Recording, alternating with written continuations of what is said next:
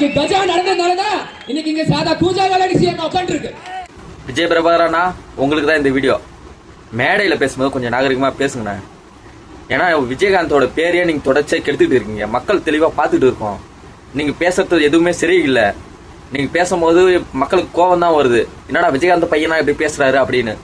ஏன் அப்படின்னா நீங்கள் தொடர்ச்சியாக மேடையில் அப்படி தான் பேசிக்கிட்டு இருக்கீங்க. நேற்று மேடையில் பேசும்போது சொல்கிறீங்க கூஜாவாக இருக்கிறவனா முதலமைச்சர் ஆகிட்டான்னு.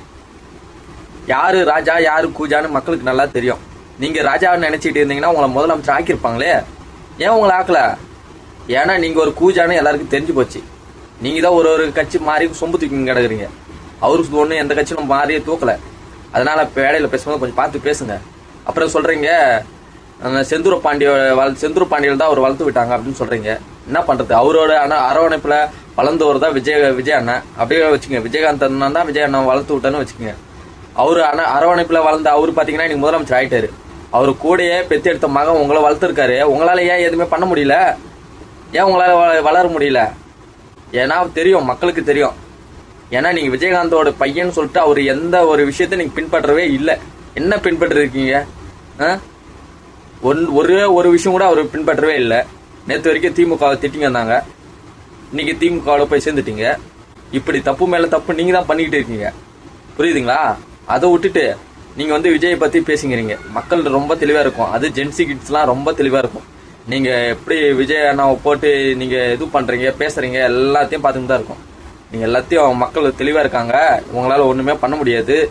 நீங்கள் மேடையில் இதுமாரி அவசியமே பேச தான் முடியும். பூஜா ராஜா ஓடுன்னு மரியாதை இல்லாமல் பேசிக்கின்னு தொடர்ச்சி அப்படி தான் பண்ணிக்கிட்டு இருக்கீங்க. ஒருவேளை நீ திமுகவில் போய் சேர்ந்ததால அவங்களுக்கு சாதகமாக பேசிக்கிறீங்கன்னு எல்லாருக்கும் தெரியும். திடீர்னு விஜய் அண்ணா கூட கூட்டணி வச்சிட்டிங்கன்னா அப்போ உங்களோட பேச்சு எப்படி இருக்குன்னா அப்பயும் தெரியும். அதனால கொஞ்சம் பார்த்து பேசுங்க. இருக்கிற கொஞ்சம் ஓட்டு ஒரு தொகுதியில் எப்படியும் சேர்த்துருக்கீங்க. இப்போ அடுத்த தேர்தலில் வரமா அந்த ஒரு தொகுதி கூட கிடைக்காத அளவுக்கு பண்ணுறாதீங்க. அதனால மேடையில் போகும்போது கொஞ்சம் நாகரிகமாக பேசுங்க. அவங்க அப்பாவோட பேரை காப்பாற்றுங்க. விஜயகாந்த் அண்ணா எல்லாருக்கும் பிடிச்சவர். எல்லாருக்கும் பிடிச்சவர். அவர் அவருக்காக தான் உண்மையாக நான்லாம் பார்த்த மிகப்பெரிய ஒரு தலைவர்னா அது விஜயகாந்த் தான். அப்படி போட்ட ஒரு தலைவரோட மகன் நீங்கள் எப்படி இருக்கீங்க அப்படின்னு பார்க்கும்போது ரொம்ப கேவலமாக இருக்குது. அதனால் கொஞ்சமாச்சும் நாகரிகமாக பேசுங்கண்ணே. யாரோ ஒருத்தவங்க காசு கொடுக்குறாங்கன்றத நாய் மாரி கோவாதீங்க. ஏன்னா அவங்களாம் ஒரு நாளைக்கு இருப்பாங்க, ஒரு நாளைக்கு போயிடுவாங்க. மக்கள் துணை வேணும் அப்படின்னா நீங்கள் மக்களுக்கு சாதகமாக பேசுங்க. நீங்கள் மேடையில் பேசும்போது ஆரவாரம் பண்ணி கைத்தட்டி விசில் அடிக்கணும். என்னைக்காச்சும் விஜயகாந்த் அண்ணன் மேடையில் பேசும்போது எதிர்கட்சியை பற்றி ஏதாவது நம்மளை இழிவாக பேசணும். வடிவேல் அண்ணா எவ்வளோ பேசினாரு.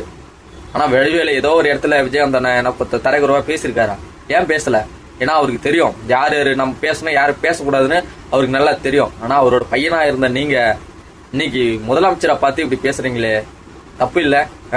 கூஜாவாக இருக்கிறவங்களாம் இன்னைக்கு சிஎம் ஆயிட்டாங்க. என்ன பண்ணுறது? மக்கள் ஓட்டு போட்டு அவர் ஜெயிக்க வச்சுட்டு உங்களுக்கு கூஜா மாரி தெரியுது. அப்போ மக்களை பார்த்து நீங்கள் கூஜான்னு சொல்கிறீங்க. அப்படித்தானே? மக்கள் ரொம்ப தெளிவாக இருக்காங்கண்ணா. எல்லாத்தையும் புரிஞ்சுப்பாங்க. பார்ப்போம் போக தெரிய போதில்ல. உங்கள் கட்சியோட நிலைமை என்னன்னு உங்களுக்கே தெரியும். மக்கள் ஒரு பாடம் புகுட்டுவாங்க. அதை பார்த்து தெரிஞ்சுக்குங்க, புரிஞ்சுக்குங்க.